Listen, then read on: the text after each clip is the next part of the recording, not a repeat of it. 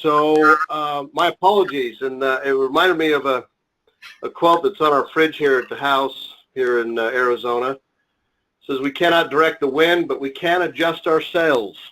S-A-I-L-S.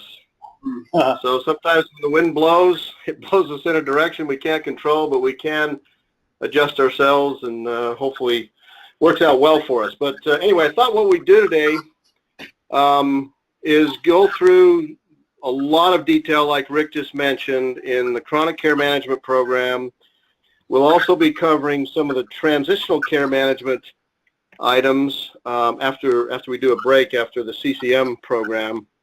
But I think the real thing that I want to get across, that we all want to get across today, is that this is obviously a program that is a very good system that we can offer to our doctors. I was doing a presentation just the other day, over last weekend, and then first part of this week, to a physician out in New Jersey that Josh Bendowski knows, and we did a couple of webinars with Dr. Clemens. She got very excited about several different things, and she said, I've been practicing for almost 25 years. I've never seen anything like this. So that also shows some of the things that we know about with this particular program with chronic care management, that it's still there's only 1.5% of the physicians of the patients of Medicare that are actually on the system. So physicians are still seeing this as something new. It's 2.5 years in the making. There have been some amazing changes since the first of the year, and we're going to go over some of those changes so you can help show your physicians that you're speaking with the importance of this program, number one, and number two, the revenue that can be driven back to their practice.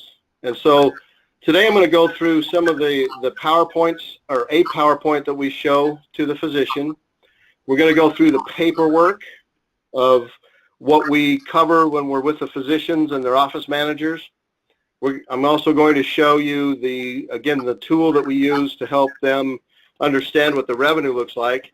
And what I want you to remember today, because I'm going to give you a lot of stuff. We're going to cover a lot of things today together, but I want you to remember 3 important things. And those three things will be, when you make the presentation to the physician, you show the few slides that we have on chronic care management.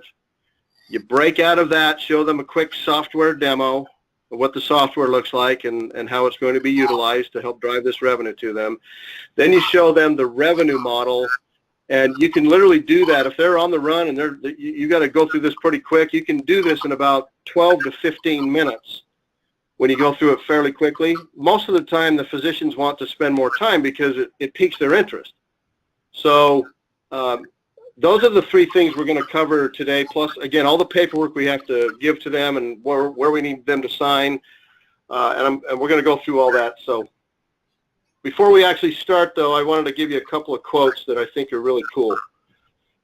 Here's the first one. Let's wake up our minds this morning, since it's early in the morning, and hopefully everybody got a good night's rest. Let's wake our minds up. Who said this quote? "Any generation fit to do its work must work for the future, for the people of the future, as well as for itself." Teddy Roosevelt. So, absolutely right. Nice job, Dan. Did you see the picture? You cheater. You popped that picture up first. I'm happy to know. Yeah, so I got to admit. All right, here's the next one. "We must all either wear out or rust out." Every one of us. My choice is to rust out. Churchill. Anyone? Henry Ford. Henry Ford, okay. Churchill. Churchill. Another Teddy Roosevelt quote. No matter what your political references are, it doesn't matter, because I think Teddy Roosevelt was a great leader. He had his flaws, but he had some good quotes too. Here's the next one. "I think if you do something and it turns out pretty good, then you should do something else wonderful. Not to dwell on it for too long. Just figure out what's next." And he is not alive. He is dead. And it's a he. Got to have one guess.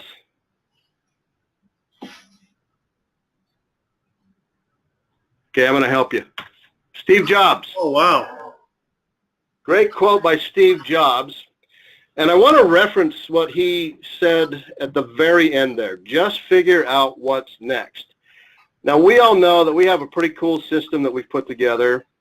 We are in the health and wellness space.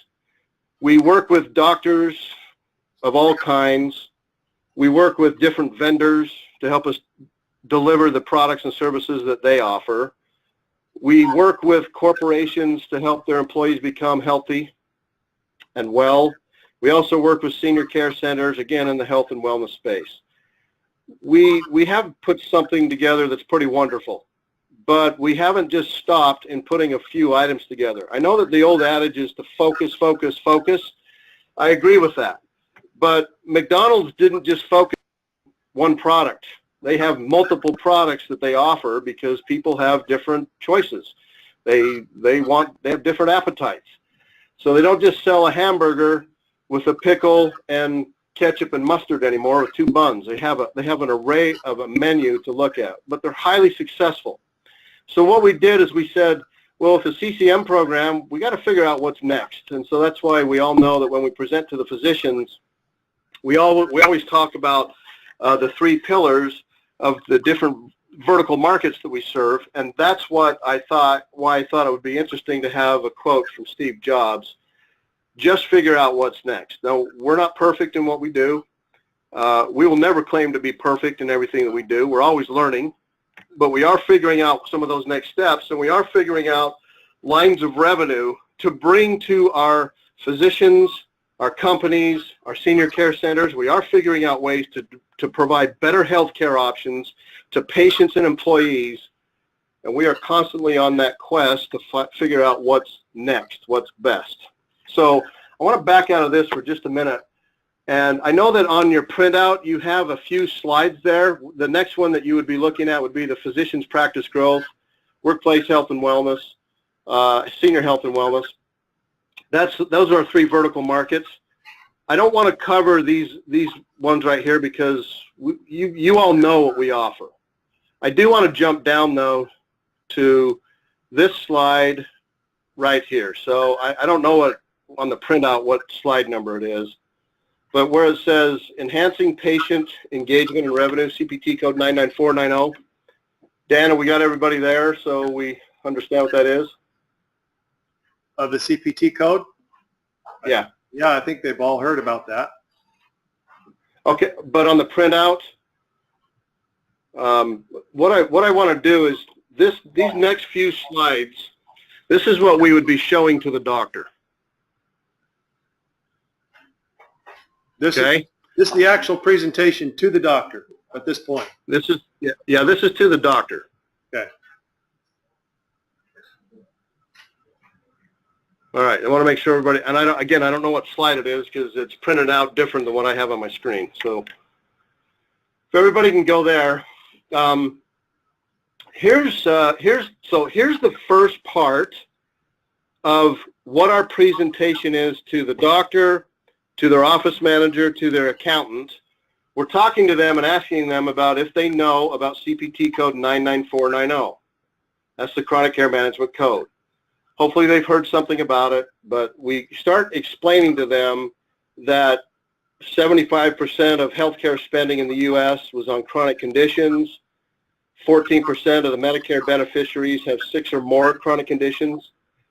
Now, I want you to also remember, everyone, when you're explaining this to the doctor, when you're explaining these boxes, these are numbers from 2011 and 2012 on this one right here, this last one, more than 2/3. I want you to remember one thing on this box here where it says 14% of Medicare beneficiaries have 6 or more chronic conditions. That is now 18% according to CMS. That number has gone up to 18% that have 6 or more chronic conditions. Now the next one I want you to draw attention to is this box right here when you're presenting to the physician where it says more than 2/3 of the current 54 million Medicare beneficiaries. So that's roughly 67%. That number is also increased by 4%. And it's now 71, a little over 71%. It's approaching 72% now that have at least 2 chronic conditions. That number is going to play an important role when we show them what the revenue can be as they drive revenue back to the practice using this program. So before we move on to the next slide, are there any questions from anyone? No. So far, so okay. All right, so then we jump back in and we remind them again, this is the chronic care management, CPT code 99490. Then we are explaining to them a couple of statistics that this whole program started in January of 2015. It really was a complicated system because it was probably designed by the government. They made it complicated, and it wasn't worth it for the doctors to get $42 for spending all this time and doing it. They can make a lot more money and have less time spent. I want us all to remember that whenever we're talking about CPT code 99490, this is non-face-to-face visits. So that already we need to remember to explain to the doctors that the doctor does not have to see them for a face-to-face visit to bill for this code. And you'll see as we go through the presentation that when we do our job, we're going to not only provide this service for the physician, we're also going to be driving the patients back into the practice so that they can bill for a face-to-face visit. A face-to-face visit is a separate billable code. It's more revenue to the physician. And so our job is to do all of the non-face-to-face work, and we partner with them. Now, these two statistics here, the 10,000 patients that are coming onto the CMS program every day, that's because of the baby boomer population, and there are literally 10,000 people coming onto Medicare every day. They're saying that number is growing all the time. I don't know what the latest number is, but the last number we have is 10,000 patients a day. So with that and the next bullet point, the $38,000 being spent on patients during the last 6 months of their life because of very frequent ER visits and hospital readmitted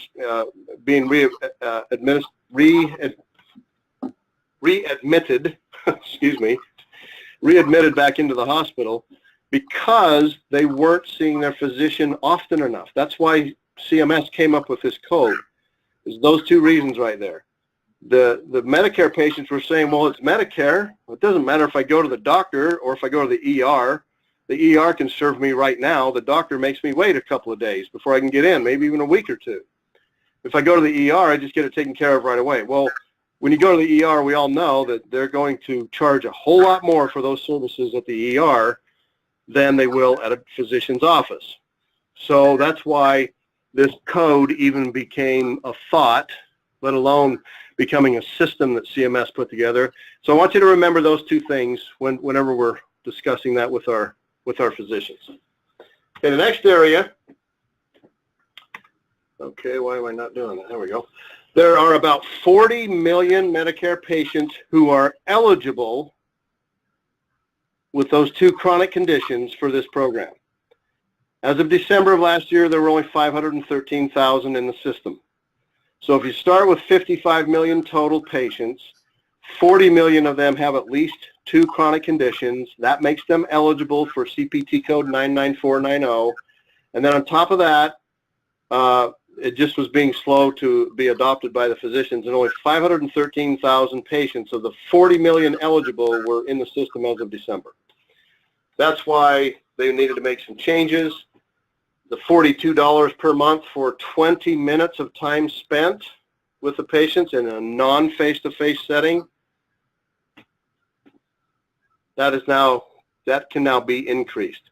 So prior to January of this year, if our case manager spent 36 minutes with the patients, we could not bill CMS extra for that 16 extra minutes. We just could only bill for the 20 minutes. Well, that's all changed now. That's great news for all of us. Okay, so what do we do? And then what we're explaining to the physician on this slide is that we provide an entire system for them, including software. Our case managers are calling their patients. They don't have to hire someone else. They partner with us to do that. And then we send them the files each month that they can put into their billing system to send on to Medicare. There's about 750 practices on our system throughout the country. So we basically license this system. As we all know, we don't charge them up front for that. We partner with them and license those three things to them: the software, the case managers, and the EOB, the explanation of benefits, that they can put into the system to send on to the clearinghouse to get reimbursed by Medicare. Okay, then what we do is we explain to the physician is, we know that this was a challenge for them to even consider this program because they needed compliant software to track that 20 minutes of the non-face-to-face visit. They needed to look at hiring additional case managers. They also needed to prepare an annual care plan for the patient and have it constantly updated every time someone spoke to them, whether it's on the phone or sending out a text or sending out an email to them or their caregiver, or obviously a face-to-face visit. Someone needed to be updating that all the time, and it wasn't being done. They also needed to enroll the Medicare patients into the program. Then they had to spend 20 minutes a month. Now, when we're giving this information to the doctors for the first time, I want to just take a quick note here. Make a note where it says document 20 minutes per month per patient. Make sure they clearly understand it's 20 minutes per month, because I've given this presentation hundreds of times, and still at least 75% of the time people think we're saying 20 minutes per phone call. Make sure they clearly understand it's 20 minutes for the entire month that we're capturing, not 20 minutes per call. If it's 20 minutes per call, then the patients would probably get tired of it. It would be a lot of revenue, but they'd get tired of it. So, and then the other problem was that they needed to monitor and update the care plan. That ties back into preparing the annual care plan on the other side there.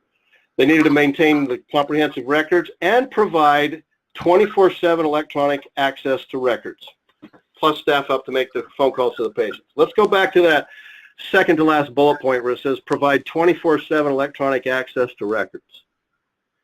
Every practice that builds this code needs to have an functional, compliant EMR or EHR, electronic health record, electronic medical record.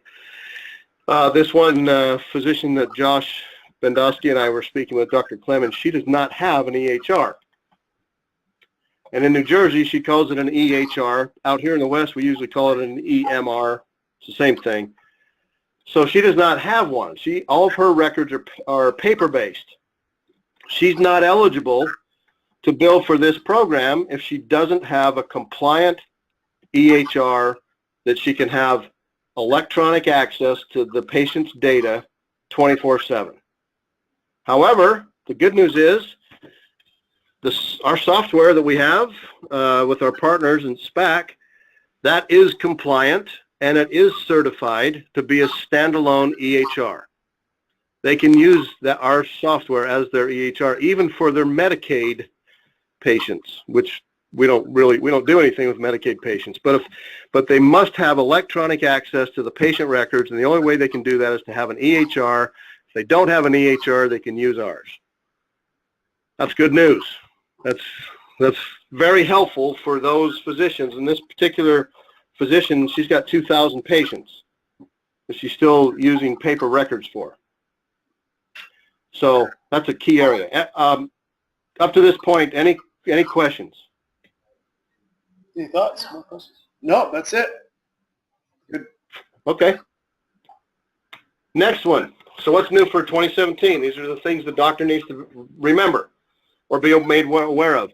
We can now receive a verbal okay from the patient on the first phone call Make a little note right there. We are coming back to that in just a moment because I'm going to show you the letter that we send out to the patients before we make the first phone call. So either the office needs to send out a letter to all of their Medicare patients telling them that someone from their office is going to be contacting them about this new program, chronic care management, and all the benefits of it. Someone needs to send that letter out to the patient base or to their caregiver. Now, if the office doesn't want to go to that expense and have someone from their staff doing that, paying for the paperwork and the envelopes and printing it up and the postage and someone's time to do all that, we can do that for them. We can send that out for them. We can enroll their patients for them. We charge for that. So there is a charge for that. It's 85 cents per name. And we bill them for that. Most of the physicians just say that's cheap. If that's including postage, I can't do it at that rate. And they're right, they can't. So Garrett has done a great job in putting together a partnership so that we can just send out all those letters to the patient. And I'm going to show you a copy of the letter that goes out to the patients, both in English and Spanish, in just a moment.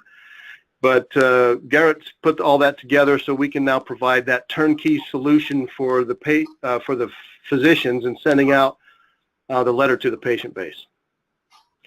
But now we can receive a verbal okay over the phone. We don't need their physical signature anymore as of January 1st of this year.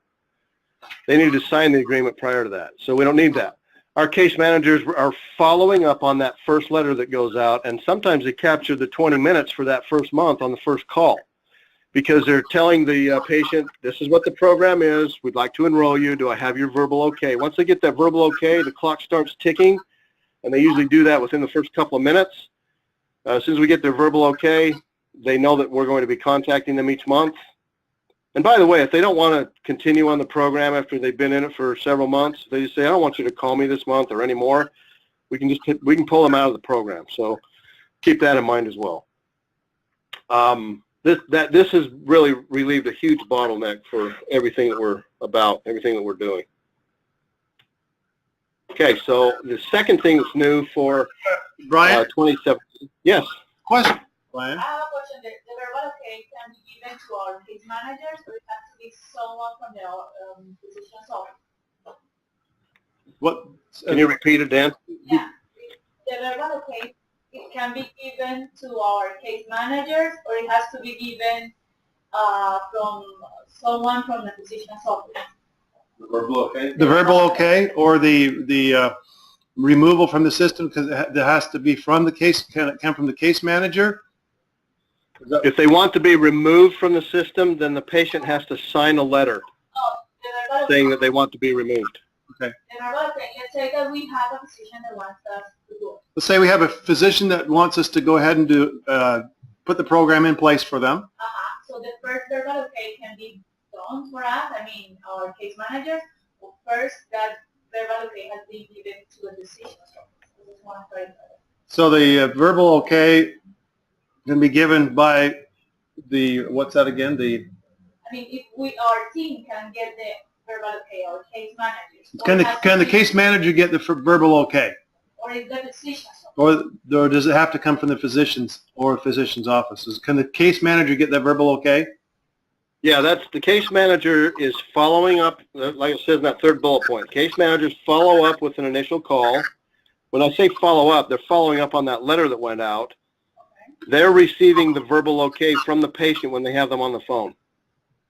Brian, I think maybe the question is, though, does our case manager have to be the person to receive the verbal okay? Yes. They do. Okay, so a physician receiving a verbal okay from the patient isn't enough. Our case manager. Oh. Well, what I was going to, I'm sorry, is that Scott? Yeah. Scott, yes. Yeah, sorry, Scott. What I was also going to say is our case manager, yes, they can receive the verbal okay. The medical assistant or the provider at the office can also receive the verbal okay. Okay. It worked? Okay, that got it. Thank you, Brian. Okay, you bet. Sorry, I can't, is that Rosalba in the background? Because I can't hear her very well. So Paola from South Florida. Oh, Paula, hi. How are you? Good, and you? You must be in the back of the room because I can barely hear you, but that's okay. As long as we can relay it up front and closer to the speaker, that's awesome. She has a soft, sweet voice. So. Okay. And I'm hard of hearing from too many head injuries from a long time ago. So anyway, as long as we relay the question, that's great. Yeah. So anyone in the office who's a clinician, medical clinician, an MA, an NP, PA, or the physician, plus our case manager, because they are a medical clinician, and they are an MA. Any one of those can receive the verbal okay as long as it's noted in the file that the patient has given their consent. Okay, thank you. Very good. Okay, great questions. So back to the numbers. We're all about numbers now that we're business owners and we're taking this out because we want to generate revenue for our practices. We also want to generate revenue for our own business. Okay, so just so that you're aware, that used to be an average of $42 for the 20 minutes. When I say average, that's average all across the U.S. So like Brenda Woodard down in Louisiana, her average statewide is $30 and I think 15 cents per 20 minutes. Over in San Mateo, where Don Blythe is, that's $48.26 per 20 minutes. So it's different based on the CMS offices at the state level and how they participate as well. So the average is $42 across the country. Now, whenever you're presenting in your local market, we've got in our CCM kit, it'll show a list of where all the different rates lie.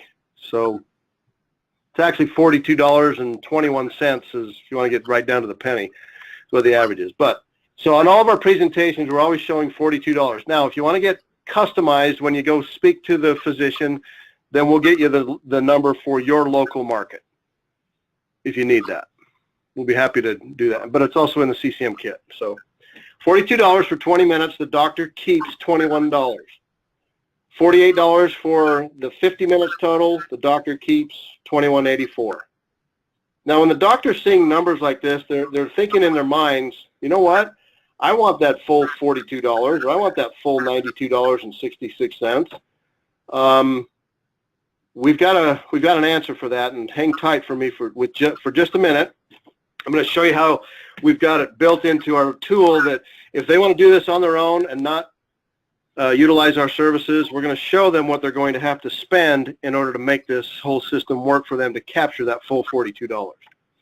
Or they can partner with us and we do all the work and we provide all the software and capture that revenue for them, and they can go on doing their daily routine of seeing. I mean, this system is making money for them and taking really good care of their patients while they're going about their normal daily routine. That's the beauty of this program.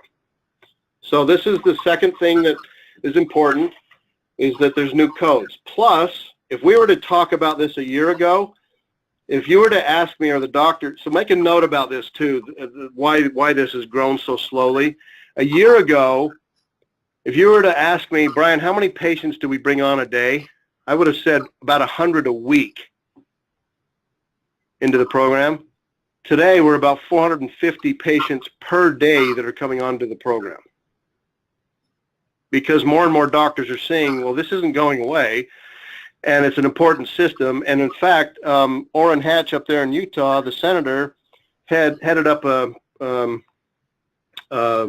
Senate task force to let everybody know this is a really good program and it's not going away. Even if the new administration comes in and changes the healthcare model, the Senate has already approved that this chronic care management system is not going away. It's there to stay because it's working. It's saving the system a lot of money. So now more doctors are not as nervous about working with CMS like they have been in the past, which we fully understand because of clawbacks. We've now got a system to help them understand that and drive the revenue, and now more are coming on. So when we talk to the doctors, I won't go through all this with you all now. We just show them, this is kind of a recap of what we just talked about. We can provide better patient service. our case managers in the top right there, monthly care plan updates, our case managers are updating the care plan each and every time they're speaking with the patient. I'm going to show you how that works. We also help make sure that they're taking their medications every time our case managers contact them. And then, of course, the patients, the physicians, any of the care providers, any of the care providers at the office have 24 access to the patient's care plan, including an attending ER physician. If the patient is traveling outside of their area and they're now finding themselves in an ER, they carry a card with them. The attending ER physician can be granted temporary access into their patient file, their care plan, to see what the goals are, what medications the patient is on, all those things. They can be granted temporary access into the software. So, important stuff. So it basically becomes a turnkey system for the physician. Yes? Questions, Carol.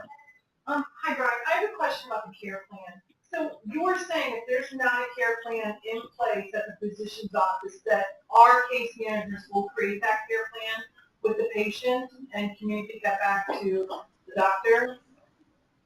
Yeah. Well, go ahead. Yeah. I actually think I heard Carol. Was that Carol? Yes. Okay. Hi, Carol. Yeah, two things. The physician needs to see the patients for their annual wellness visit, where they're creating the care plan, and they're obviously signing off on it. However, the MA or the case manager can start the care plan if they haven't been seen in the last 12 months. They can start putting the notes into the fields, into the care plan, and then we need to have the patient come into the practice and do a face-to-face visit or the annual wellness visit. Now that's a separate billable code.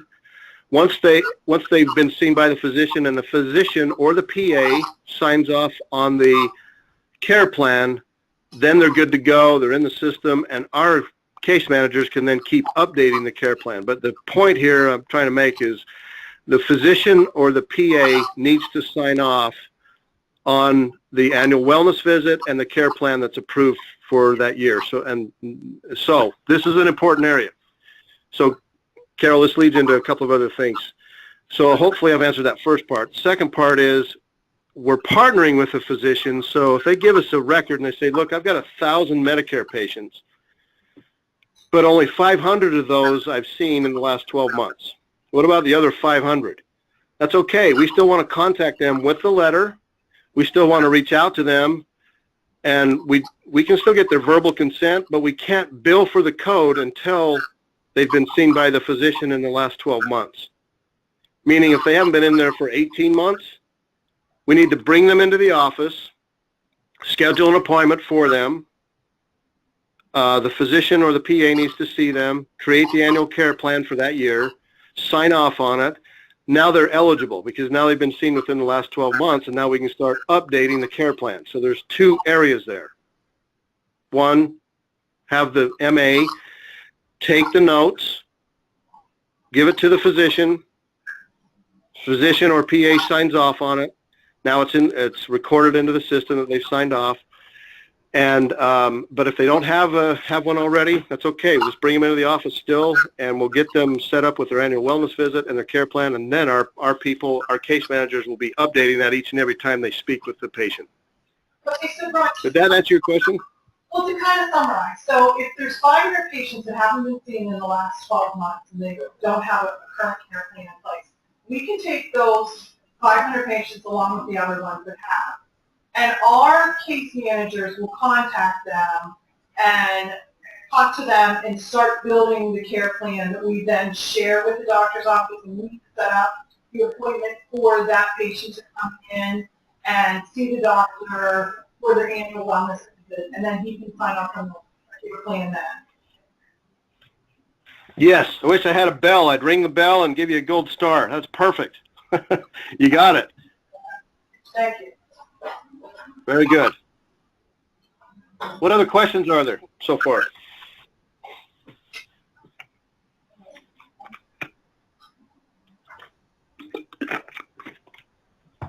All right, let's back out of this. Let's go to the web. And by the way, you'll notice I now have new icons at the bottom of my tray here because my system was completely wiped out clean. And I now have new icons. All right, let's go over the software for just a moment. Now, I want you to keep in mind while I'm explaining this, I'm just going to show you what I'm going to show the doctors. Meaning, this is what Medicare has told us. If they ever audit, this is where they're going to go. I'm going to show you those 5 areas.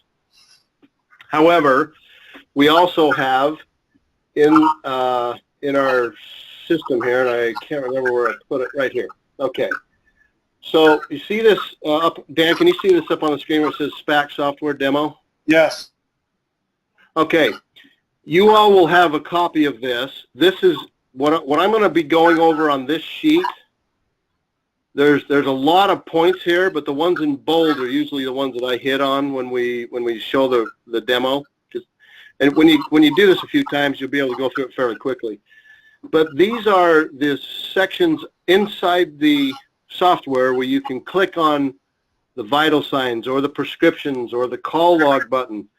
You're going to see that when I do this, so don't worry about taking really copious notes on this.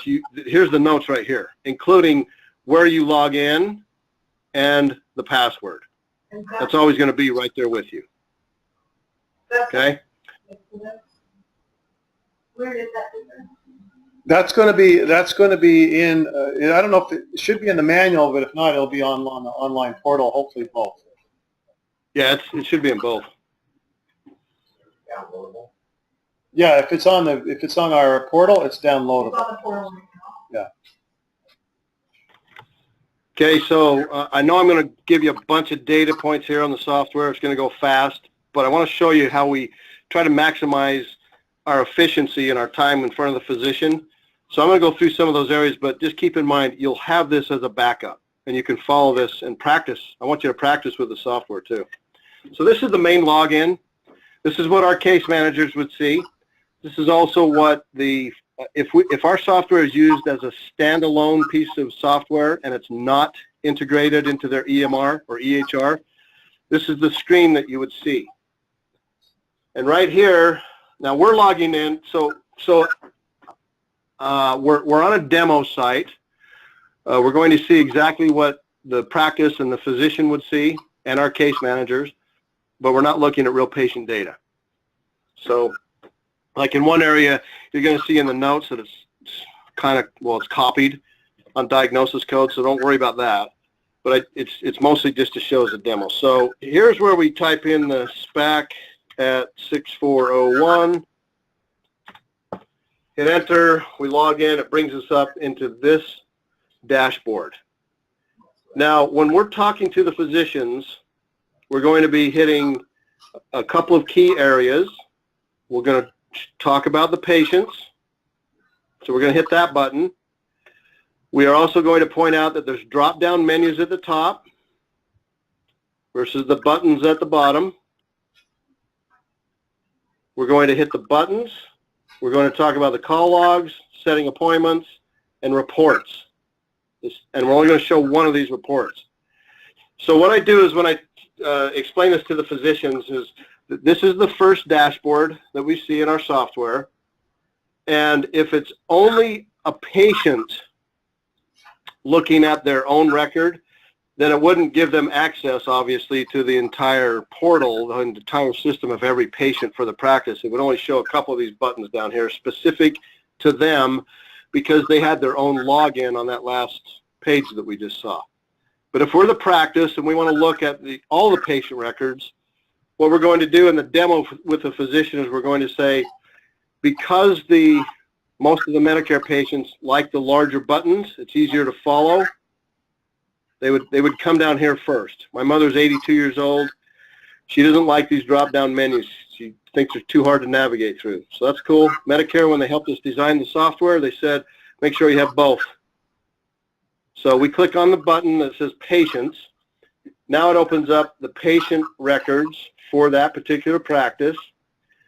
And what I always do in the presentation is to point out to the physician or the office manager, you can see in these fields here, we're going to go by column, first name, last name, Social Security number, and you'll notice that we only have the last 4 digits of the social. Our case managers do not need to see the entire Social Security number. They do need to make sure that that patient has been entered into the system because their Medicare number is their Social Security number. And that Social Security number is tied directly to the physician's NPI number, National Provider Identifier number. Brian? So that's why that's shown up there. Yes? Question. Hi, Carol again. You just mentioned when your mom goes into the system, she likes the larger button to click onto. My question is, obviously she's not seeing everybody else's information in the system. So when you're going through the slides, can you say what the patient would actually see versus what the doctor or the office staff would see? Yeah, did you hear that? She wants to know what the patient would actually see versus what the doctor and everybody else will see. Sure. Yeah, mostly like the only difference, let me go back here. The biggest difference right here is that you're going to, it won't say patients, it'll say patient without the S. It will say the physicians. It will not say the practices, because the reason why it says practices in the first place, it's like well, Carol, you know, like Dr. Page, he has 11 offices throughout the state, like we were talking about last week or earlier in the week. It would show which one of those practices of the 11 that we can log on to. So, but the patient isn't going to see that. So they won't see that button. And then right here, they would, now again, this is all based on their login credentials.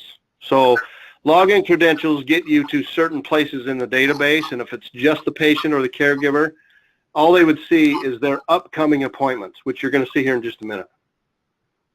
They'd see what their own drug schedule is like. They'd see what their own prescriptions are like, and if the physician or anyone from the office or any of our case managers has sent them a message. Messages can be sent, let me just show you, messages can be sent via text or through email. So if they clicked on that, they would see a message that would be waiting for them. It would also have a number right here. It would say like 1 or 2 or 5 messages. It would have a number. They will not see the stories. They will see the pharmacy that they're associated or are attached to. And you know what? I can't remember if they can see the settings or not. So I don't know on this last one. I can't remember. So they'll see most of what the physicians and the case managers and the rest of the clinicians will see. It just looks a little bit different. Because it's based on their login credentials. Another question? Yeah, I got lost. I had the impression that the software is just for the providers. I didn't get the idea before that the patient is able to see or access anything. Yeah, so Bella was just saying she got the impression that it was just for the providers, but she didn't know that the patient can actually see things too. Yeah, the patient can see their own record, and that's it. So how they're going to get access to the webpage? Are we going to give them like a link or send them an email or? So the case manager would provide a link or how to get onto the their own portal? Yeah, it's still the same as, oops, I'm going to refresh that. It would still be, okay, that's not what I want. It's like that first login that we looked at. Let me back out of here. Actually, I can just log out. So, okay, I got to log out. Sorry, I'll show you again. It'd be that page right there. So they would have their login credentials.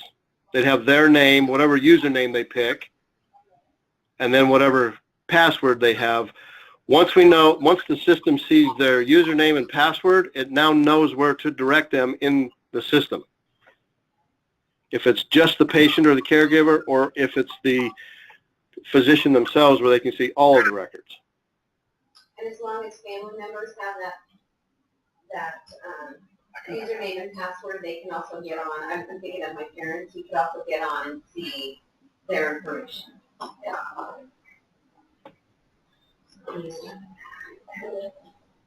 Oh, cool.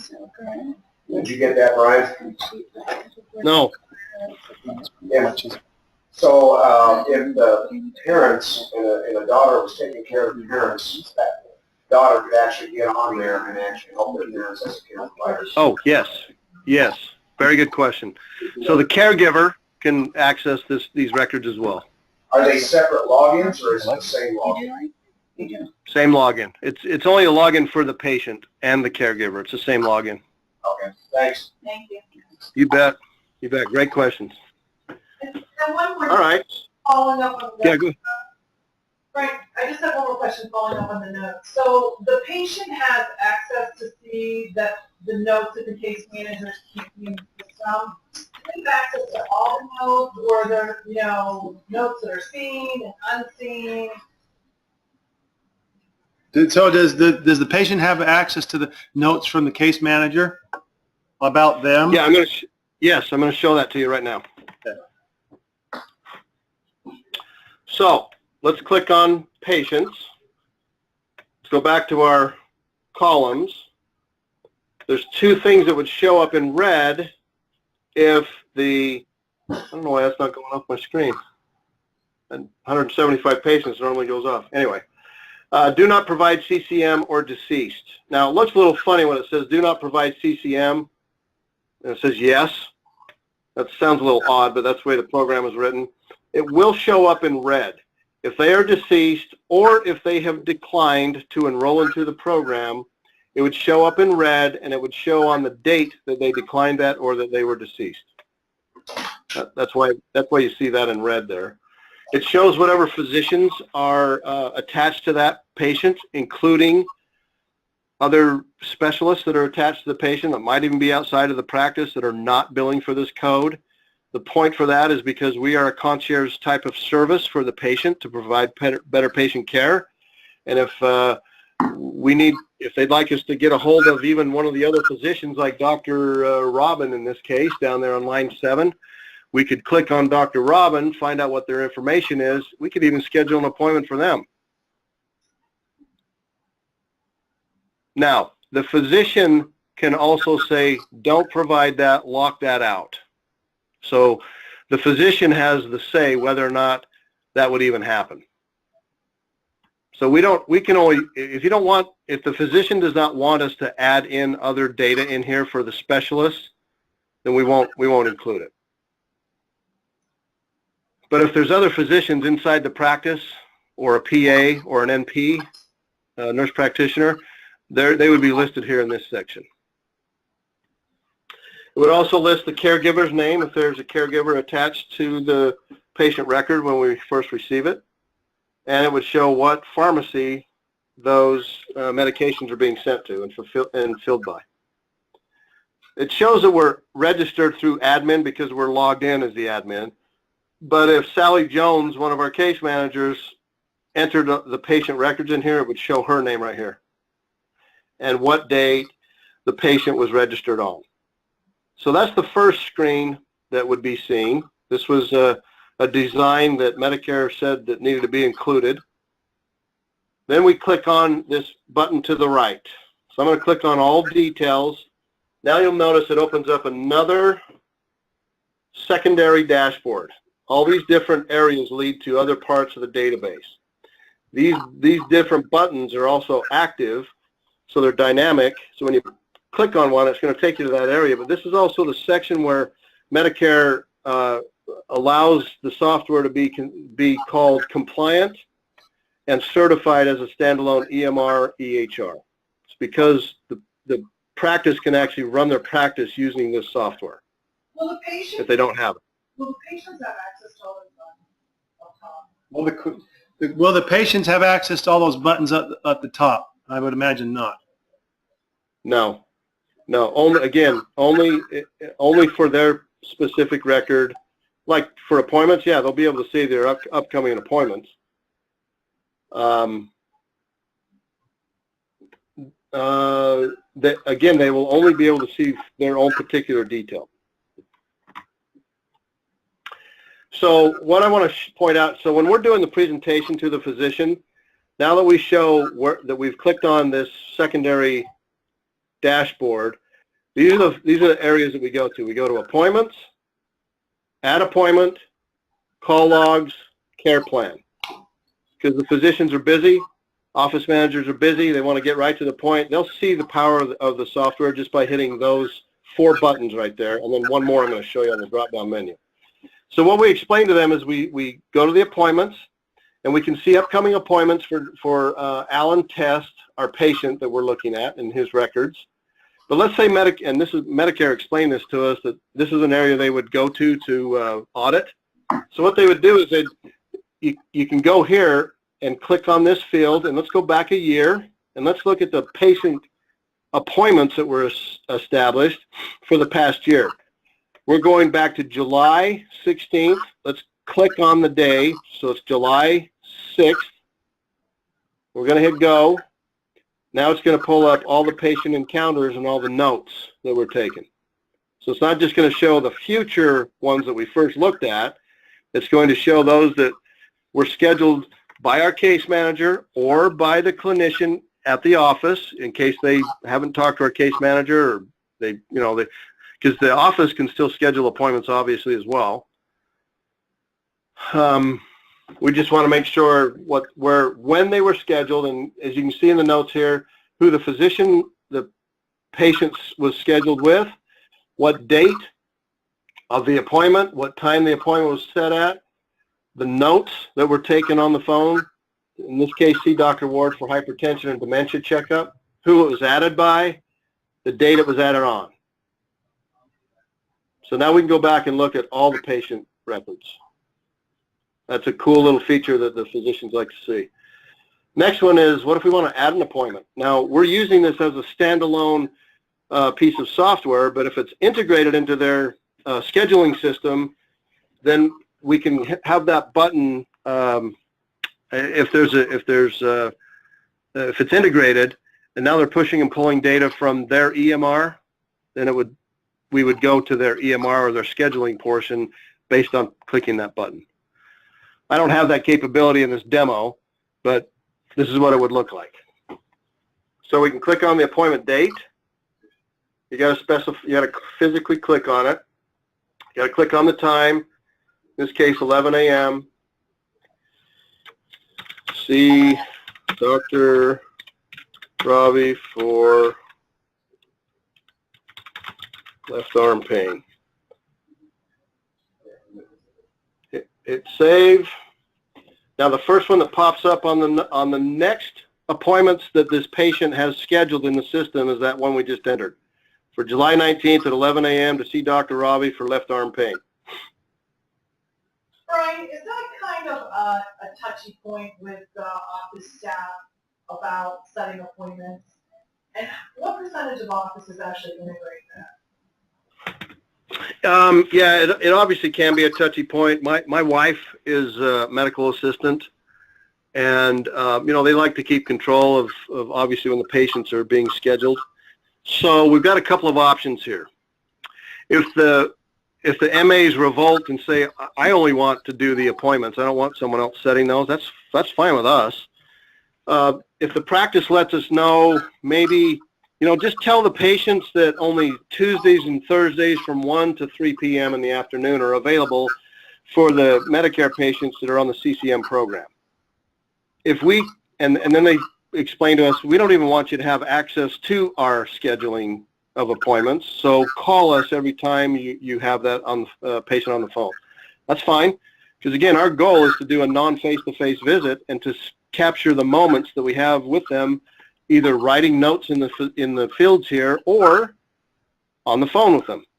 So if we put the patient on hold and call up the office and say to the office, we want to schedule July 19th at 11 a.m. for Dr. Ravi, do you have that available? Then they can schedule it right there. And that's fine with us. But we do have different ways of going about scheduling appointments. So we can be pretty flexible on this. What does most offices choose to do? I didn't hear that last part. What do most offices choose to do? You know, it's 50-50. It really is. It's right down the middle of those that are adamant about the fact of not scheduling appointments versus others that say, this is great, let's just, and then they lock it down, you know, say Tuesdays and Thursdays from 1 to 3, or others that give us full access.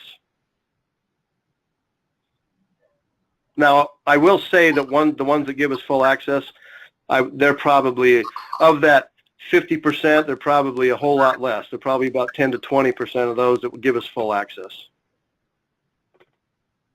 because this is still new to them. So, but we're okay with that. As long as we're still with the patient with that encounter and the system is clicking off the moments to capture that 20 minutes, that's fine with us. And just to kind of follow up on that, there's a mobile interface, correct, with the patient that you've got reminders for medications and things like that? Okay, can you repeat that, Dan? There's a mobile interface for the patients? There is, yes. So would we There is a mobile interface. Would we send them an appointment reminder, or is that what the office does? Would we send them an appointment reminder, or does the office? Actually, the system itself can be set up to send them an appointment reminder automatically. Or we can as well. If we call them, that's, again, part of our job to capture the 20 minutes. We're still okay making the phone call to remind them. Okay, So we've got a couple of options there. The office can do that. The system can do it automatically, and or we can call them directly.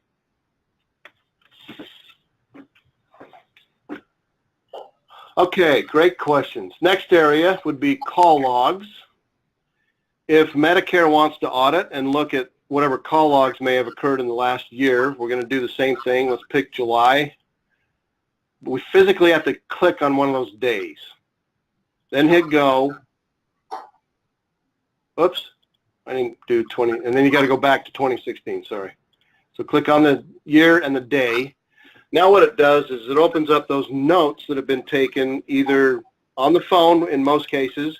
These notes can also be from our case managers as well as the medical assistants at the office or the provider. They can enter the notes into the system as well. Keep in mind that what our system does is when the phone call is made and a connection is made at 5:40 p.m. and there's a 5-minute phone call from 5:40 to 5:45, the system itself automatically logs that 5 minutes and it rounds down. So if it's 5 minutes and 45 seconds, well, let's say it's 5 minutes and 39 seconds, it would round down to just the 5 minutes. That's the way Medicare had us design the software. So it'll round down, but it'll log that time right here and right here. We can also add another field, which our case managers will do, of when they're still in the system writing notes, and they're writing the notes also counts towards that 20 minutes. So that non-face-to-face encounter is not just on the phone, it's also logging the time for when they're taking a few minutes or seconds or whatever the time is to write the notes in the fields. We can count that as well. Wow. Can I ask another question about notes? Can the patient actually, on their own, go into the system and send a note to their case manager asking a question? Can the case manager send a note to their case manager through the system? Can the patient send a note to the case manager through this system? That is a great question, and I don't know the answer to that. Most of I don't know of anybody that's actually doing that. I haven't heard of that, but I can certainly check. Mostly the encounters are either the patient calling the number directly or calling their case manager's line directly because they're assigned to them, or the case manager's reaching back out to the patient. So can they send the case manager a message through the system? I don't know. That's a great question, and I'll get an answer. That's cool. That's what's cool about doing this presentation. I learn something new pretty much every time. That's good. Okay, any other questions on the call log? Hey, Brian, if a caregiver is specified, say it's a son or a daughter, if we call and remind for an appointment, would we need to call in the patient, or could we call a caregiver to have a count, or what's the Yes. Yeah, it does. It's a good question. It does count if we're contacting the caregiver, because keep in mind, in some cases, these Medicare patients, they may be under medication, and maybe they can't talk, or whatever the reason is, they might not even be able to hear. So yes, when we're contacting the case manager, that also is included as part of the 20 minutes. It just has to be noted into the field here in the notes that they talk directly to the case manager and not to the patient. Caregiver, okay. Yep. All right, so care plan is the next area. We touched a little bit on that earlier. This is when the patient and the physician or the PA meet together. They do their annual wellness visit. They establish a care plan with goals. In this case, you've seen an example of stopping smoking, losing some weight, some preventative health management, some asthma management, and some stress management. Those notes are all entered in there with time frames and what the goals would be, who it was, when they met, who added the data into the field here. It could be the admin. I'm sorry, it could be the case manager. It could be the medical assistant. It could be the provider. But as long as those notes are entered into the field, now the cool thing about this care plan is that our case managers are also updating this care plan after it's been established. After the PA or the physician have signed off on it, they are now the ones that are updating it. So that's kind of cool. It also shows the referring physicians that are associated with that patient. And then it will show any future tests or surgeries that are scheduled for that particular patient as well. That would show up down in this field here. It doesn't on this example, but that's where it would show up. So that's the patient's care plan. And this is, again, where Medicare has told us that they would go to audit to see if it's being updated. Any questions on the care plan? That's really all I wanted to show you on that. Okay. Here, now we're going to go up to the drop-down menus at the top here. Dan, can you see the drop-down menus okay? Yes. All right. You'll notice in here that there's any texts that were sent out, the patient CCM report. You can look at certain drug interactions that the patient may have. I'm not going to look at all those. What I always show the physician or the office manager, we just go down here to this patient CCM report. Click on that.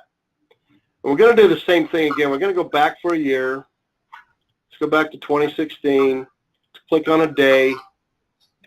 Oops, sorry about that. I just made that larger. How do I make that smaller? Okay, sorry about that. So then we were looking at John Test. So you can do a quick search. There's John Test that pops up there. Click on John. Now we also want to show that we are, we actually have to click on this button. I don't know why the software does this, but we have to, it was a HIPAA compliancy rule that Medicare wanted us to have built into the software, so you have to click on show. So here's what we did again. Let me go through this one more time. I clicked on the date. I physically clicked 2016, physically clicked on June 8th. I did a search for John Test. I clicked on John Test. It said hide. I clicked on show. Now I click the go button. Again, that's in that instruction sheet that I showed earlier when we first started. So anyway, it's in there. All right, let me make this a little bit bigger now. About right there. Okay, so this is the chronic care management details. Now, it does show diagnosis codes right here in this column. Now, again, don't worry that they're all the same numbers. That's just so that we can show the demo. But whenever there's a diagnostic code that is being followed up on by our case manager, they would note that in here. Maybe it was a face-to-face encounter. Maybe it was something that was talked about last time that they were on the phone together, those diagnosis codes would show up in this field. Now, they're not giving medical advice. That's not what the point is. The point is in this that they're noting of the different things that were discussed based on other diagnostic codes for ICD-10 and for HIPAA compliance, and then they put their notes off to the right here. This is just one other area that Medicare says that they will audit to make sure that this area is also being updated because it's all part of the CCM program. Okay?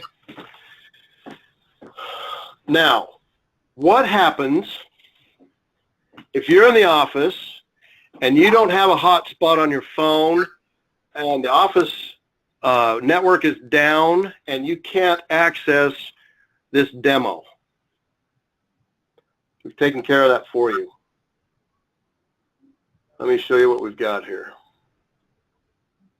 Let me go, okay. See, normally I have two screens open. When I put it on one screen, it's hard to find it. Hang on a second. Okay, screenshots.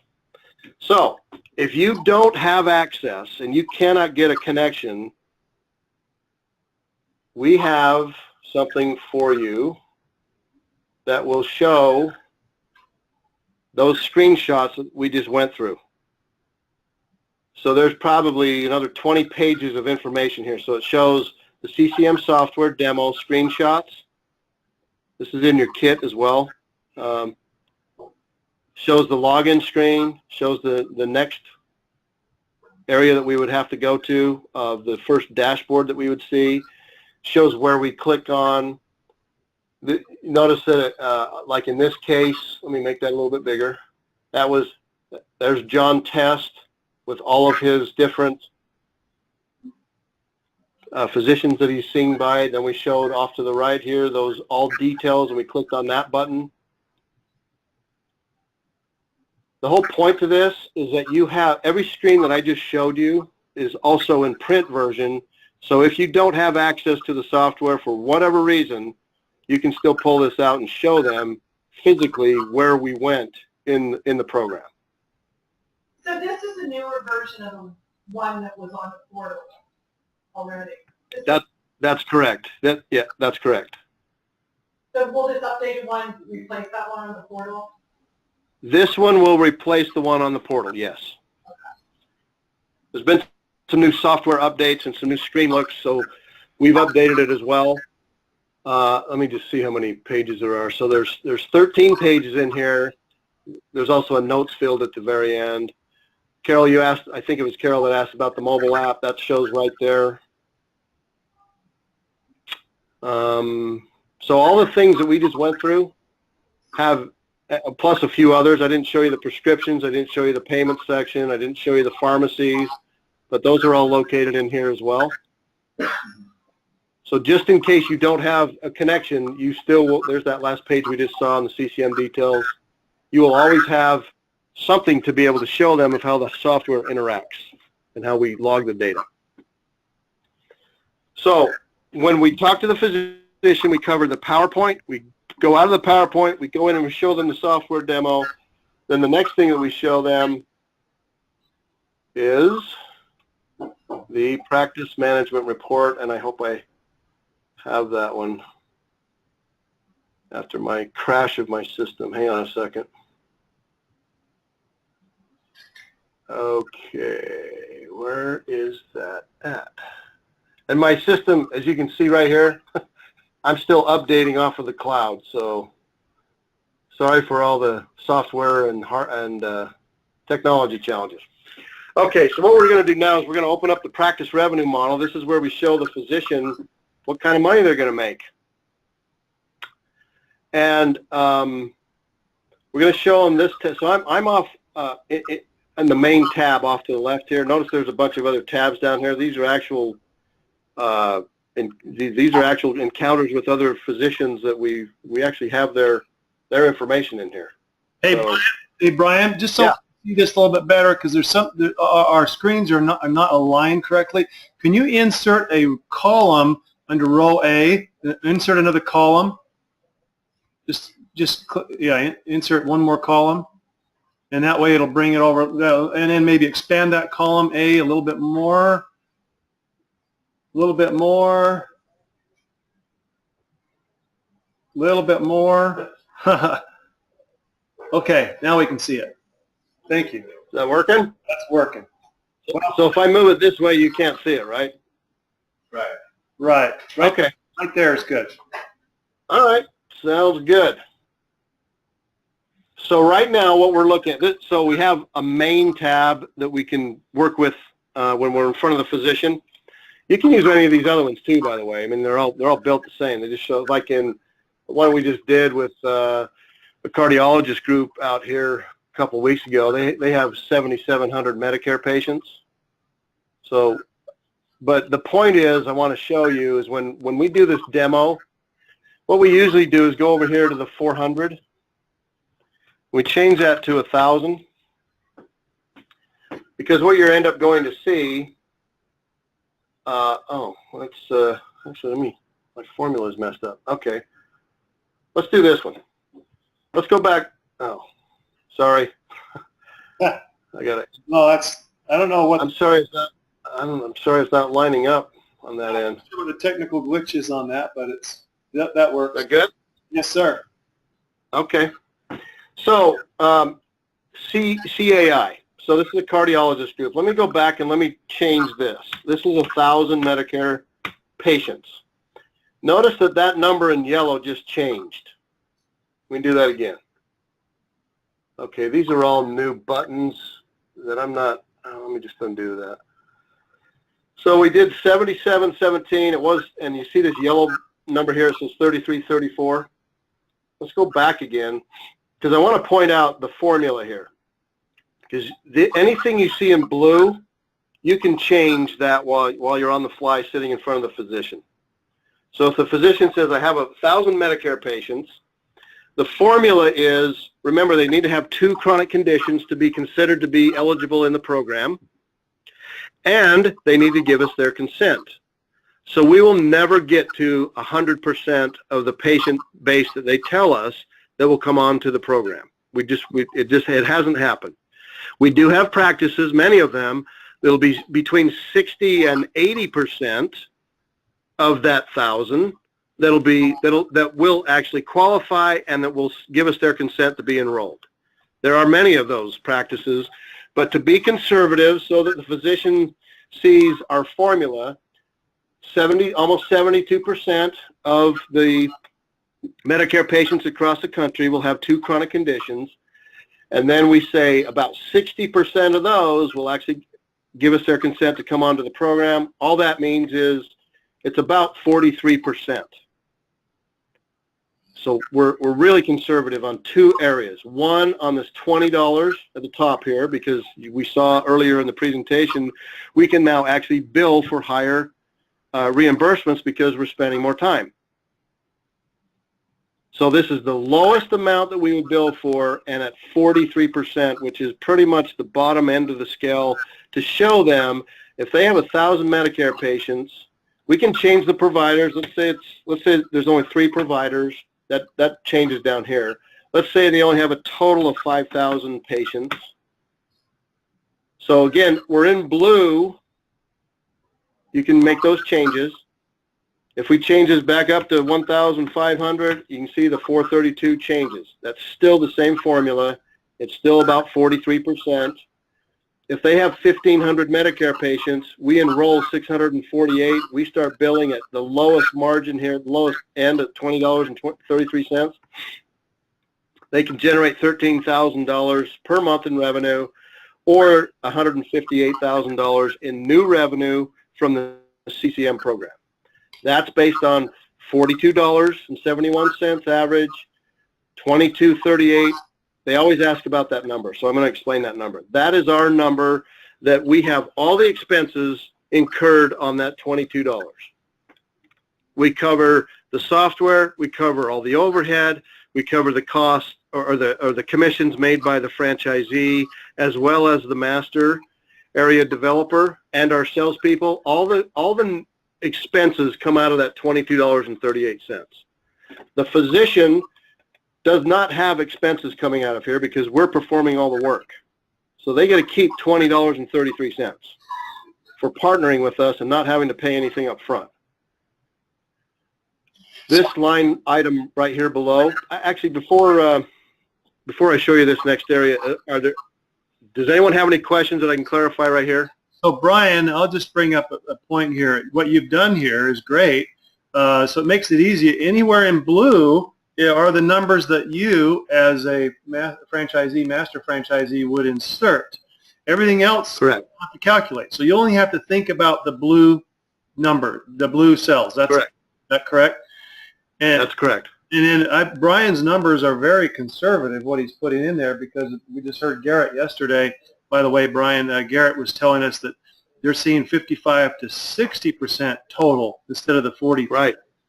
Actually coming on board. So those are very conservative. Yeah, great points.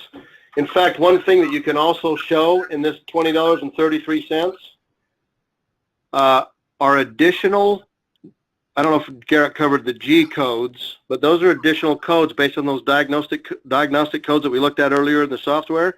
If there's other areas of the chronic conditions that that patient has, remember 18% of the patients will have 6 chronic conditions or more. When we start talking, we start bringing those areas up, those are G codes that can be attached to the EOB, the explanation of benefits, sent to Medicare. That can be even higher. What we're seeing is that that's about another $7 that comes to the physician. So now that $20.33 can actually go even higher to $27.33. Wow. Let's take that out for now, though. Let's just stay conservative. But look what it does to the numbers. So we're at $158,000 a year. That could be $212,000 a year. Again, all of the non-face-to-face work that we are doing for the physician with their patient base.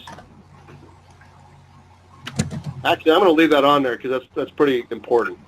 Down below here is still part of our services, because our job is to not only make sure the patients are doing well while we're on the phone with them, but also make sure that we're scheduling appointments for the physician. Now, some will say, very small percentage will say, I don't want you scheduling any appointments at all, and I don't even want you to calculate that revenue. Okay, well, we won't. You know that on a real conservative basis, we can probably get about $212,000 additional revenue for the practice. But if you do want us to, we can schedule about 12 new appointments every week for each provider. So if we have 3 providers up here, and we're scheduling 12 appointments, let's even be more conservative. Let's change it to 8. That's 1,152 new appointments. We always ask them, what is your normal reimbursement rate from Medicare? You know, you'll hear anything from $50 up, we've heard $165. So let's say it's 98. Let's so you can see how this changes. So the number below that says 109.44. Change that. Now for 1,500 patients, we only bring in 648 that are actually on the program that we're billing for. Now we set appointments where it's now a face-to-face encounter. All that revenue is for the physician. We don't bill them for that. That's part of our services. For 1,500 Medicare patients and 648 coming onto the program, we can generate another $325,000 for that practice. This is a powerful little tool to be able to show to the physicians, because they get very excited about the fact that, when you've explained to them there's technology out there that can capture this time while they keep doing their normal day-to-day practices and functions as a physician, we're out generating revenue for them while they're doing all the other patient care. To the tune, in this case, of $325,000 for 1,500 Medicare patients, and only 648 come onto the program. Hey, Brian, Carol has a question. Go ahead, Carol. So the average scheduled appointment, I know sometimes you say 12, sometimes not, we're saying 8. So is that based on a certain number of patients enrolled in the program? Like right now you have 1,500 up there, but would those appointments they're setting be based on 500 or 1,000, or how does that correlate? Did you hear that? You mean Not really. Is it the? Go ahead, Rick or Okay. Dan. Either one. No. It's Rick. I'm the better looking guy. Carol's question is, how do you come up with the setting an average appointment of 8 or 12 per provider? Is it based upon the number of Medicare patients that are enrolled in the program, or is it based upon the total patient load? How do you come up with that number? Yeah, good question. Thank you. It's based on 2.5 years of setting appointments for the physicians, and on average, it's about 12 new appointments per week, only for the Medicare patients. It's not all the other patients, only Medicare. But is that based upon? It has to be based upon a certain number of Medicare patients in the practice, or right? I mean, it's not just in our. I mean, it's not the number of 5,000 or if it's 1,000, right? Yeah, that number right there is usually the average is 12 appointments per provider. So that's why this number up here, number of providers, that's why that becomes important. So if there's an MD and 2 PAs in that practice, those PAs also have certain patients that they see. Like in my wife's office, Dr. Timothy Brian, he has his own patient base, and then the other 2 PAs have their own patient base. So we would be contacting again, it's just based on historic data that has been told to us by our software people and our case managers. They're usually setting about 12 appointments per provider, and they haven't told me what size the office is. They just said, I've just gotten the number, it's about 12 new appointments per provider per week.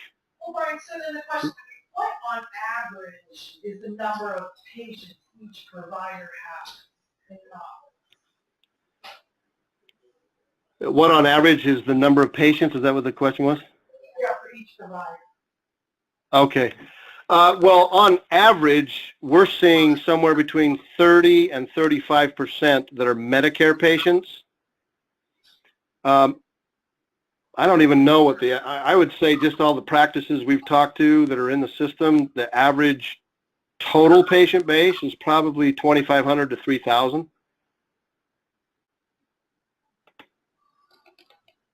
And then on average, about 30 to 35% of that total patient base is Medicare. Okay, so about 700 to 1,000 Medicare patients per practice. So the reason why I always show 1,000 is they can see the formula. They can see that it's 43%. But again, it's in blue, so they tell us what their and in a lot of cases, they don't even know what their Medicare patient population is. Now, I want to point out that number right there, that 1,000. We want all of their Medicare patients, even if they haven't been seen in the last 12 months. We want them to get all of their patient records ready for us to send the letter to be able to talk to them about this chronic care management program. We will determine if they have the 2 chronic conditions. When I say we, our case managers will determine that. And then that's a long list, so I won't cover all the different chronic conditions. There's a lot of them. But they need to have 2, and they need to be seen by the physician in the last 12 months, and they need to give us their consent. So we scrub that list for them. They just need to give us their entire patient list on their Medicare patients, whether they're on Medicare Advantage, whether they're straight up Medicare, or even if they're straight up Medicare and they have a supplement. We want them all, because we'll figure out from there how that patient gets enrolled. Like you heard Garrett talk yesterday, 55 to 60% are actually coming onto the program. We've got several practices that have 80% of their patient base coming onto the program. But in this example that we show the physician, just to simplify it, because in most, we're not going to have all this time with the physician. You got to get right to the point, and that's why I always show 1,000 patients, and they can see that formula right there in yellow. That's about 43%, and we're really conservative.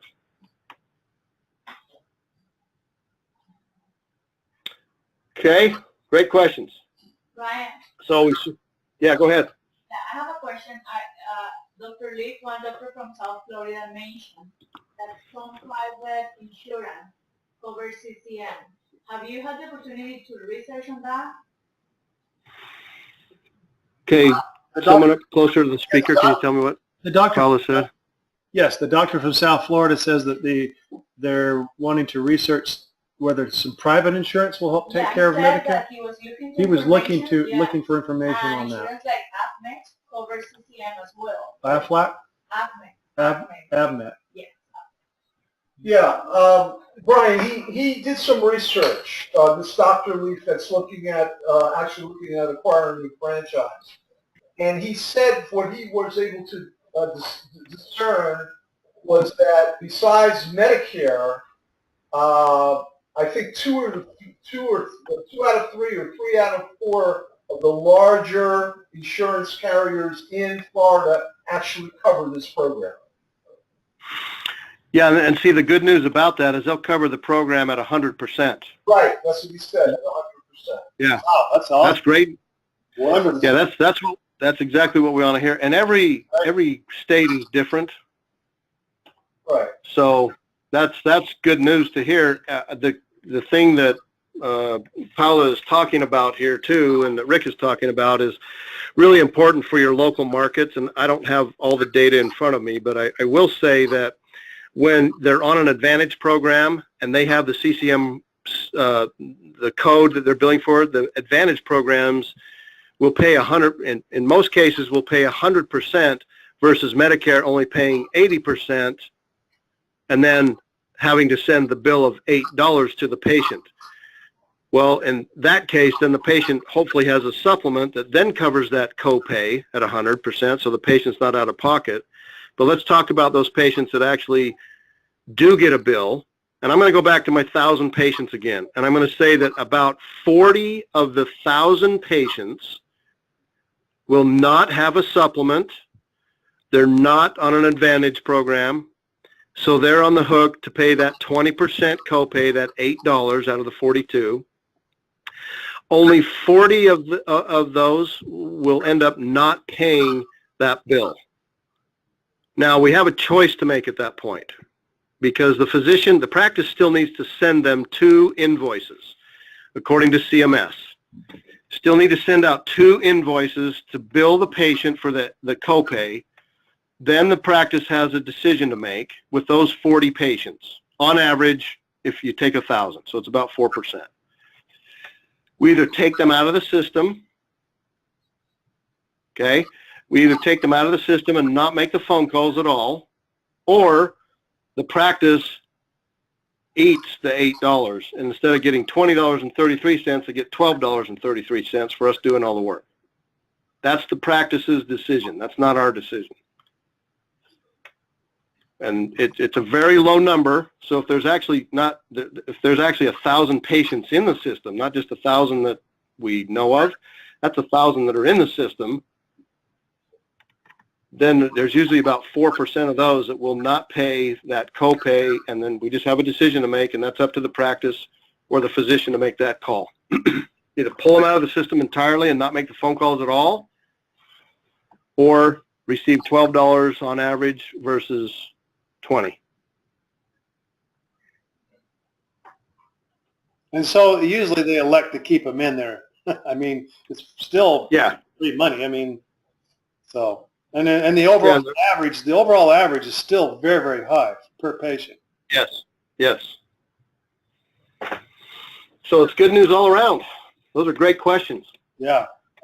Just so that you all are aware, we won't go over all these now because we're running short on time. They're awesome questions. We have the screenshots. Let me put that away. We have a couple of forms that need to be signed by the practice. So this one says ACH and CC authorized, page 2. Oops, sorry.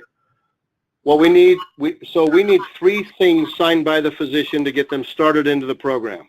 This is one of them. This is the ACH transfer, where we're no longer waiting for the physicians to reimburse us 6 months down the road. Those are the old days. They are going to need to give us their bank account number so that we can bill them and do a direct debit from their account for the patient records that achieve the 20 minutes during that previous month, or they need to give us their credit card so we can build a credit card and they can earn their points on that. So that's the way our software vendor actually has set it up now, so that we're not all sitting out there not receiving the revenue. So we need that form signed. That's in your kit.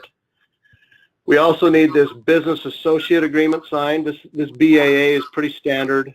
It's all for HIPAA compliance, that our organization, that everyone in our system is HIPAA. It's all HIPAA compliance rules and regs. That's this form here. That's just at the end. They just need to sign that. And our software vendor, who's providing the case manager services, they sign that as well. Then we also have the, where is it at? Hang on a second. Normally I have other files open here. Hang on a second.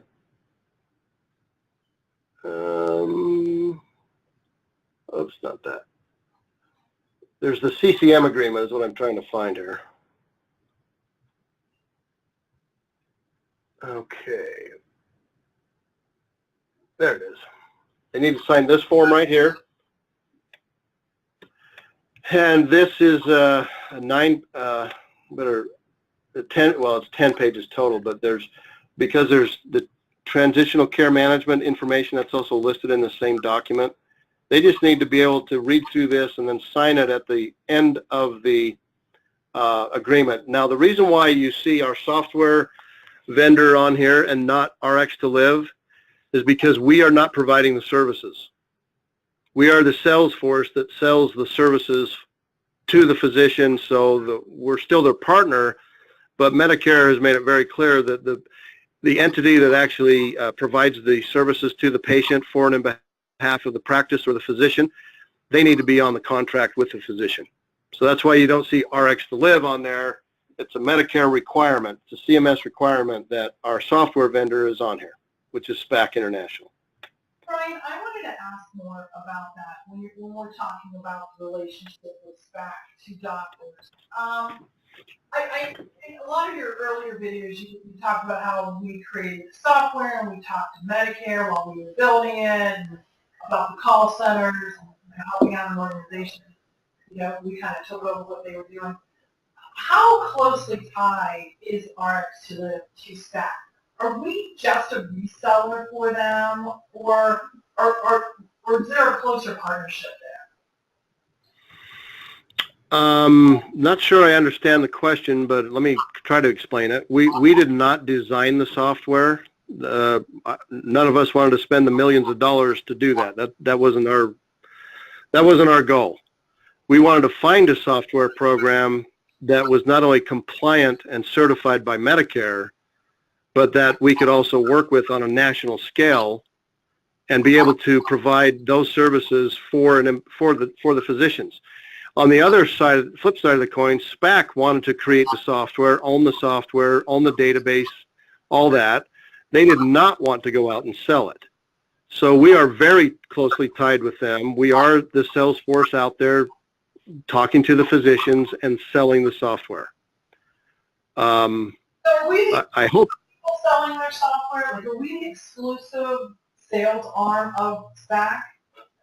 no, because they were already doing this before we became a franchise in December. So they were already doing it for 2 years. So they already have other vendors that are out there. But I will point back to the 40 million eligible patients and only 513,000 in the system. There's only 1.5% that are. There's so much blue ocean out there. It'll take 10 years for this to be an issue. But I do want to point out to Carol's question, we are not the only people out there selling this, because SPAC was already selling the software for 2 years before we even became a franchise. So do we have exclusivity in the franchise world? Yes. Do we have exclusivity totally across the system? No, because there were already people involved prior to us as the franchisor coming to them. But they're not. they don't have internal salespeople doing this. They have other people. No. No. Correct. Yep, they don't have any internal salespeople. So it's not the classic situation where a manufacturer competes against their salespeople. No, that's not it.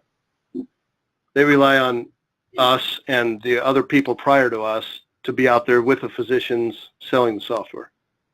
And then let me just point out this, because we are a franchise, Get's been out here, we've talked to him, and because we are a franchise company, we're able to, franchises have the tenants' ability to negotiate more buying power, better buying power because of what we do. And so no other franchise company can come in here and start this up.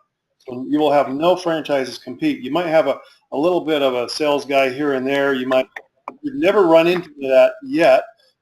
Because the market is so large, but so we're in a unique position with this where we've got that buying power that no one will be able to really compete with us on that.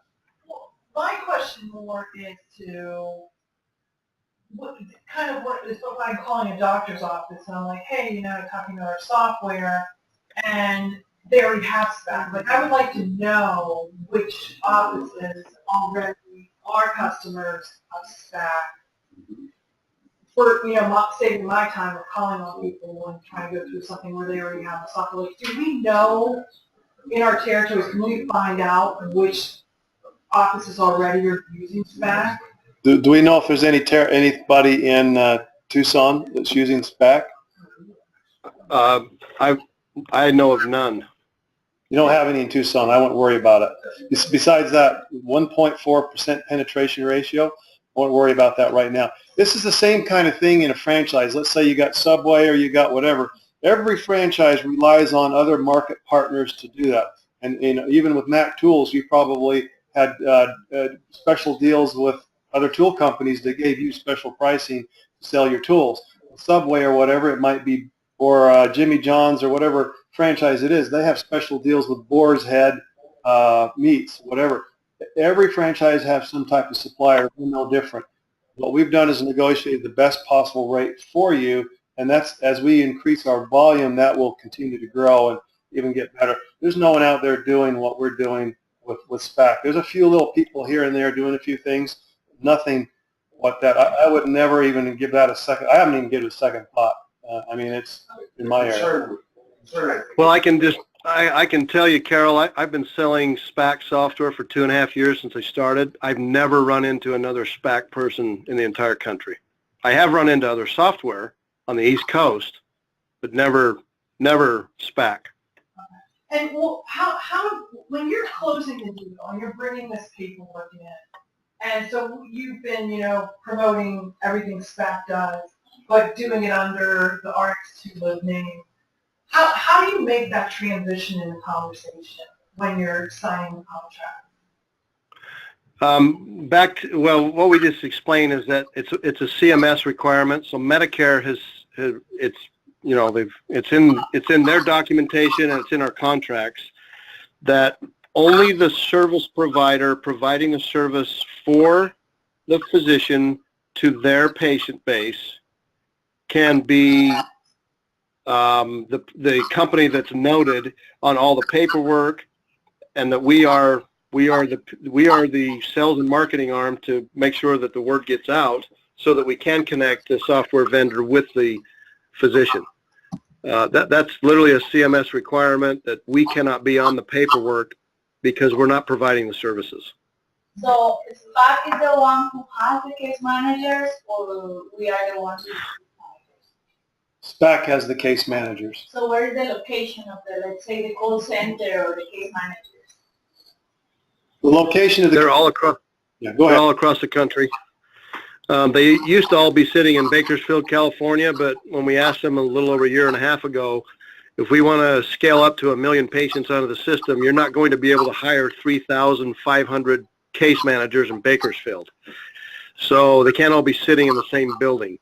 So we scaled it so that it's not only through a VoIP system and through the cloud, but it doesn't matter where they are. The case manager could be traveling in Italy and on their vacation and still following up with their patient base with their phone and their laptop through the way the system is now designed.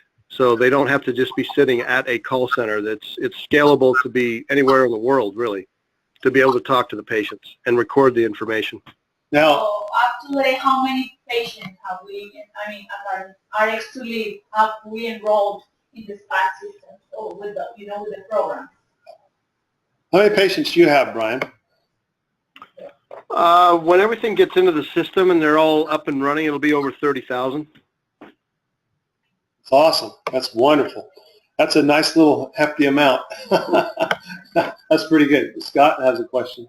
Okay, so in the call center, the patients are calling into the call center, or the call center calls into them.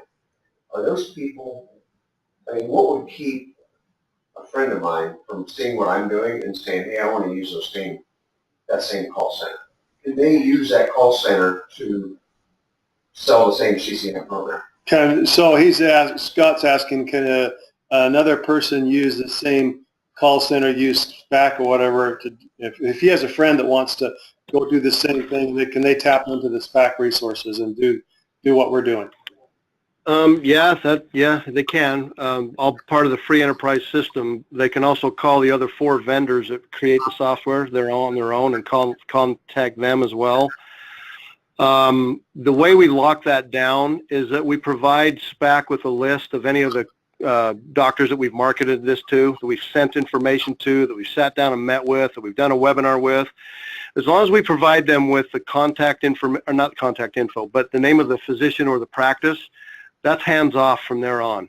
So if you're out calling on physicians in your local market and they're not on the SPAC system already, which I'm pretty sure they're not going to be, then as long as they have a list, it's hands off. And I'll give you a perfect example. This has happened numerous times in the last 2 years with me, where I've gotten a call from the SPAC CEO, actually, and has said, hey, there's a guy up in Idaho that tried to go around you guys after you made the presentation, and we were just asking how he found out about us, and he happened to mention your company name from from a year ago, which before we became a franchise was Platinum Partners Wellness. He said, well, I know who that is. That's Brian. He said, oh, well, yeah, I know Brian. He said, well, I'm sorry. And he had already, the one guy had already signed his agreement, but SPAC didn't sign it back. So he called me, said, do you know this person? I said, yes. And he said, okay. And I heard him tear it up.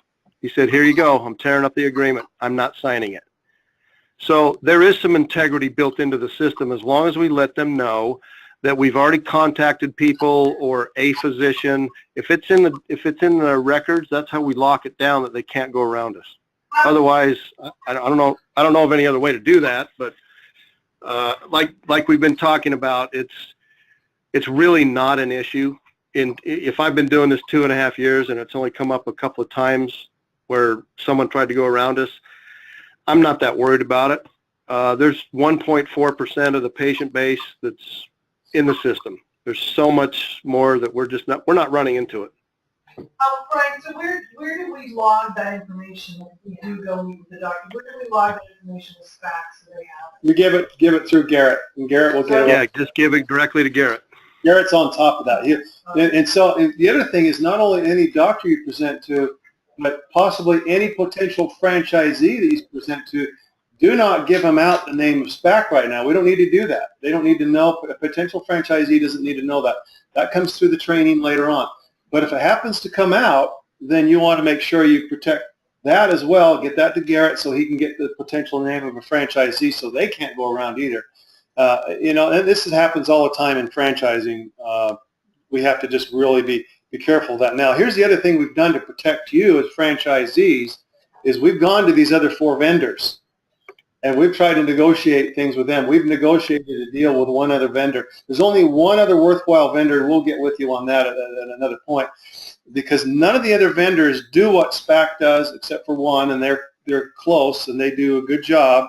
So we will actually give you and your doctors the choice at some point to go to whichever one they want to go. You'll still get exactly the same pay because we don't want to mess with what we've committed to you to. But here's the bottom line on most of those vendors. They will pay a residual income for maybe a year, and then it's done. So do you want to go through all this hard work, put all these clients on board with the doctors, and then have your income stop after a year? That's not what we're all about. We're all about residual income forever. And so that's what SPAC and this other company will do for us, is they will allow us, they will continue to pay us forever for the life of that patient that's on there. So it doesn't stop after a year. And plus the pricing on everything, Right. it is just not worth it to deal with these other guys. They have nothing even close to SPAC. We've done the research. We'll continue to redo the research, make sure we bring you the best possible products and services on that. So Brian, are we close on our time here? Yeah, I just want to show one last thing here. Sorry, I got kicked off the audio there for a second. Oh, no problem. We got Victoria on the line with us. So, but go ahead. Okay. Go ahead. Hi, Victoria. Let's see. This last thing that I wanted you to see is this is the letter, or a version of the letter that would go out to the patients. So they have to receive the letter first, then our case managers follow up on the letter saying, this is, we're representing Dr. Smith's office. We're calling for on behalf of the chronic care management program. So they're following up on this letter, and it's in Spanish as well. Let me go down here. So there's the Spanish version.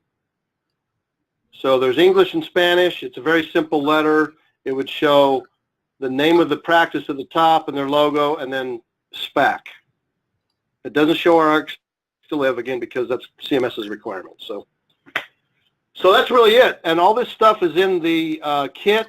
There's the next steps. Here's this one that you see on the screen right now. This is actually when doctors say, okay, we're excited about this, what are our next steps? You can send this, you can tweak it as whatever you want to do, but these are the next steps. If they're ready to go, just send them this in an email. So all this is in the CCM kit. It's all very exciting, and I know that we're running short on time. Great questions, everyone. Thank you very much for those questions. I'm going to turn the time back over to Dan, and we'll move on to thermal imaging. Okay, great. Thank you so much, Brian. Appreciate it. Everybody's clapping for you. What are you still there? Yeah, I'm still here. Okay. All right. When do you show? You're going to come back a little later, and TCM. What are we doing? Yeah, if Victoria is on the line now, we'll just let Victoria run with the thermal scanning, thermal imaging system. Okay. And then we'll just fit in TCM where we need to. Okay, very good. We'll be back in touch. Thanks, Brian. Sounds great. Thank you. Great job, everyone. Thank you. Victoria, are you there?